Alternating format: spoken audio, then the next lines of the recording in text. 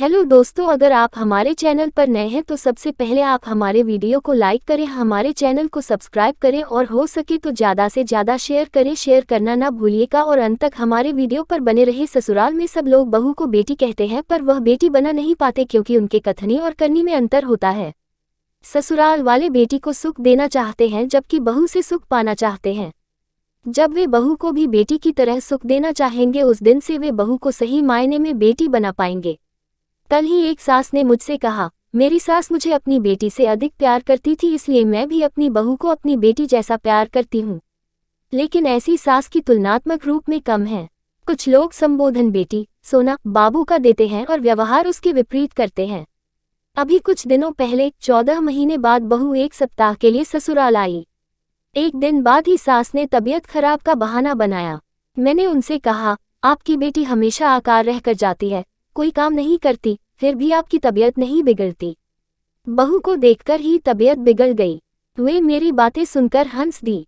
कोई सास बहू के 6 बजे सोकर उठने के बाद उसे अधिक सोने का ताना देती है तो कोई सास बहू के हर दिन देर से सोकर उठने पर भी बहू की प्रशंसा करती है। स्वाभाविक रूप से प्रशंसा करने वाली सास में बहू अपनी माँ की छवि देखने का प्रयास करेगी, बेटी बन पाएगी। जिस तरह प्रत्येक माँ को लगता है मेरा बेटा अच्छा है, बहू अच्छी नहीं है, उसी तरह प्रत्येक बेटा को लगता है मेरी माँ ममता की मूरत है। कमी मेरी पत्नी में है जो उसने मेरी माँ की ममता को नहीं समझा। बहू से व्यवहार का रिश्ता होता है।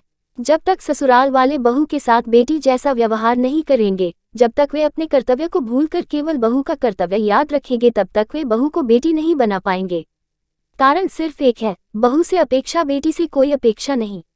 बात कड़वी है पर सच भी है। बेटी आएगी घर पर आराम करेगी, बहू रहेगी घर का सारा काम करेगी। दामाद आएगा बेटी को घुमाने ले जाएगा, बेटा घर आएगा तो खा कर सो जाएगा, तब तो साथ खुश नहीं तो बहू की दुश्मन। और दोस्तों यकीन मानिए ये ज्यादातर गरीब घर की लड़कियों के साथ ही होता है।